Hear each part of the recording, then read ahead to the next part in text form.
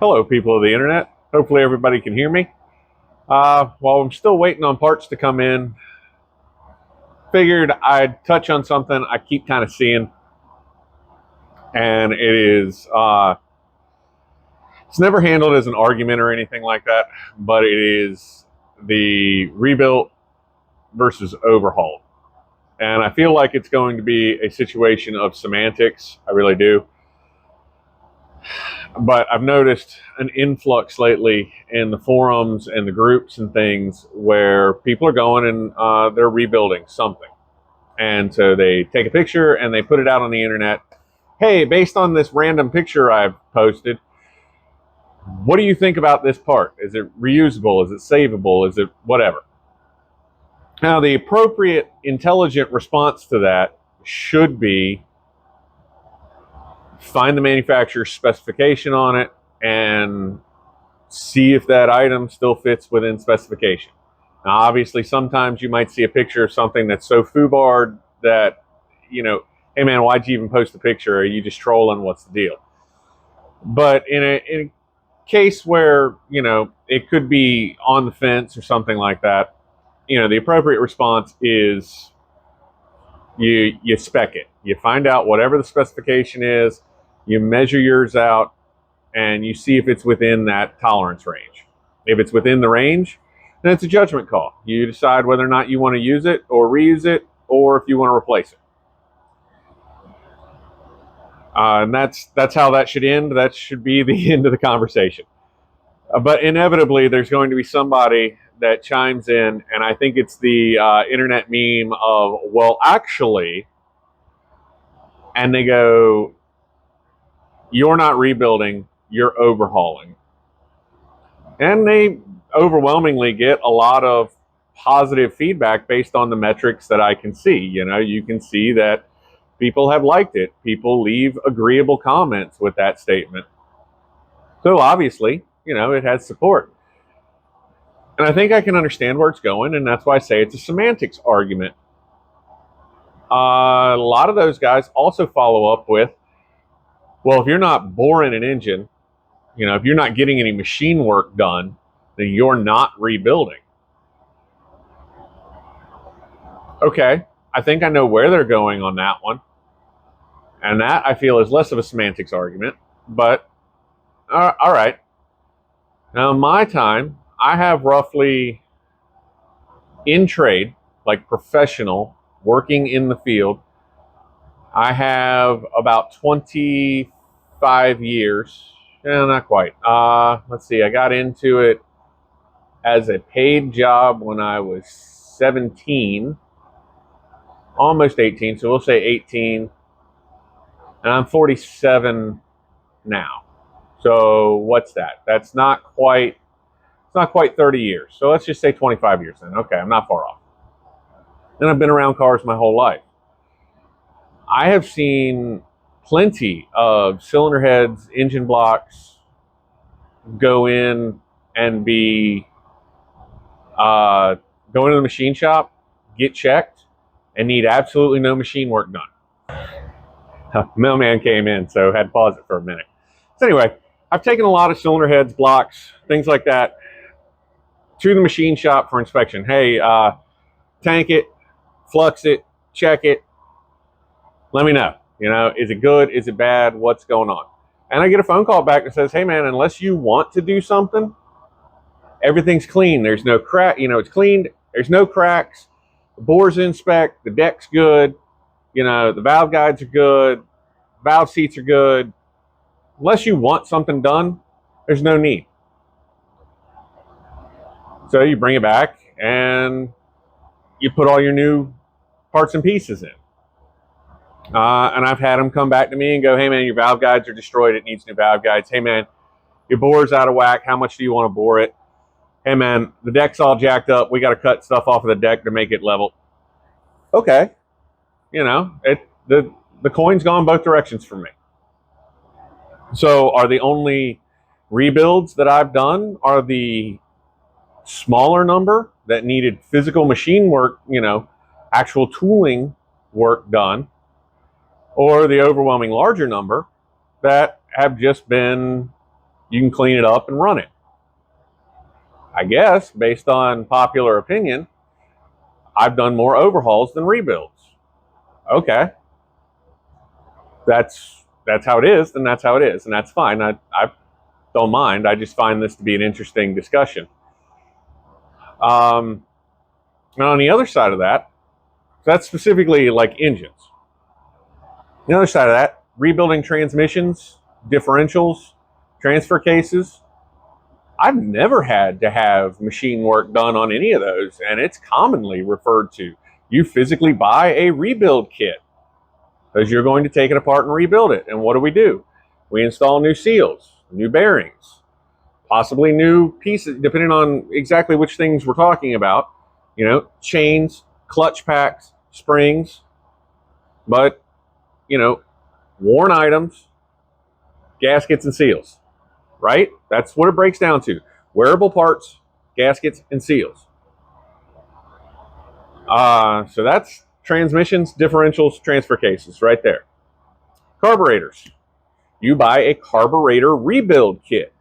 You take it apart. What do? You spec the wear items, replace worn parts as necessary, install new gaskets, install new seals, and the carburetor is considered rebuilt. I have rebuilt starters and alternators. Again, you check for wear components, replace as necessary, possibly slap some paint on it, it's rebuilt. So why is it that when you're discussing engines or blocks and cylinder heads, why is it becoming popular to say that you are not rebuilding, you are overhauling? And when people are asking for genuine information, those kind of statements produce no productive function. They do not move the conversation of, is this item bad, beyond reusable, in that discussion. Nothing proactive comes out of that.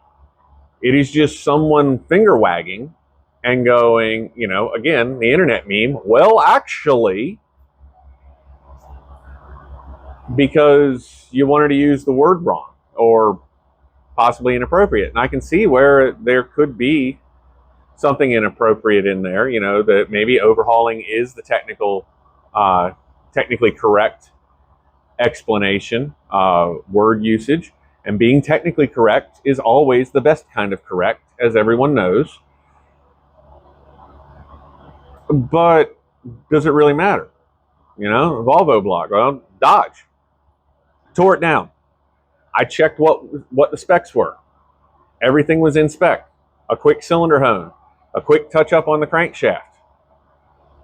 Installed new parts to replace the worn parts, gaskets and seals.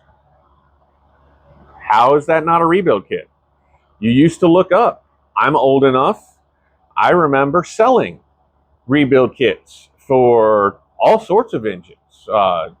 Small blocks of different manufacturers predominantly because they were extremely common, but also of the time, inline six, Chevy 250 and Ford 300s. Man, I sold a lot of rebuild kits. AMC 258 and 242 4-liters. I sold a lot of rebuild kits. That's how they were marketed. That's how they were sold. That's what they were listed under in the manufacturer's book. Because yes, we had books. We had computers, but we had book listings. You couldn't always trust the computer. You went to the book and you checked it, and they were called rebuild kits.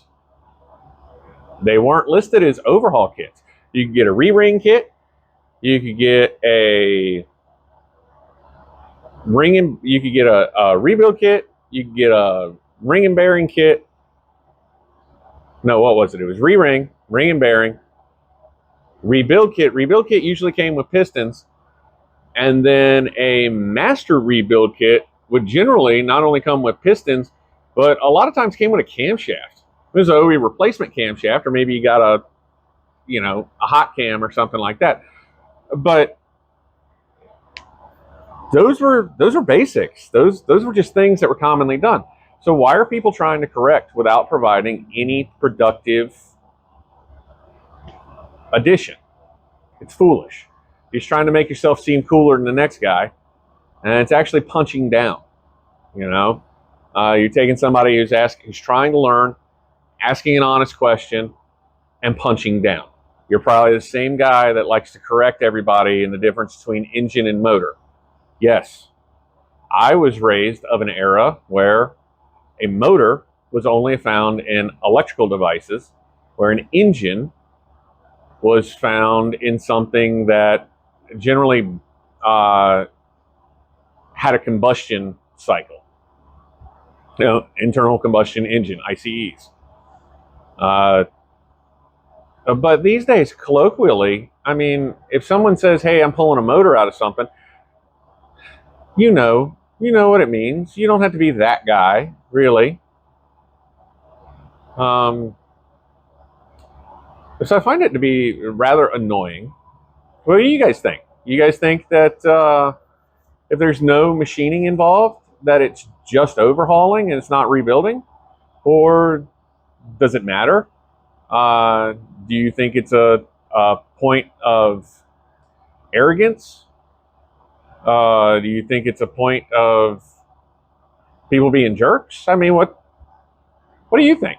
I think it's kind of semantics, and I think it's a lot of that finger wagging that you just get with the internet these days. Um, so it's nothing to really, you know, nothing to really get hung up on. But I am surprised by the amount of people, by the amount of supportive comments that follow the well, actually, and the amount of positive feedback in general. You know, the number of likes, the number of whatever emoji fits your, you know, forum and setup. Uh, and it's just, I find it surprising. And I also find it to be something that it's right along lines of gatekeeping, in my opinion. And it's something that if we don't, as a grouping of people that understand how to fix, repair, and work on things, do you think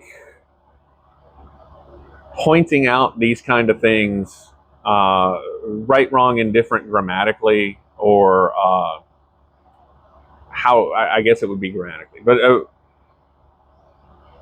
pointing them out, do you think that encourages people to join the community, to get involved with building and creating and wanting to be part of the community? Or do you think that starts to push them away and ostracize them because nobody likes to be insulted? Nobody likes to be humiliated, regardless of how small.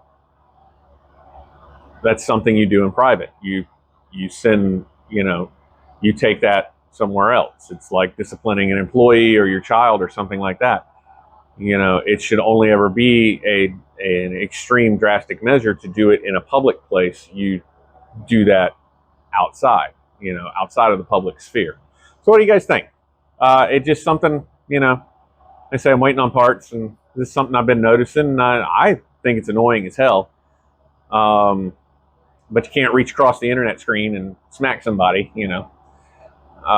So what do you think? And get out, have fun, and go do something you like.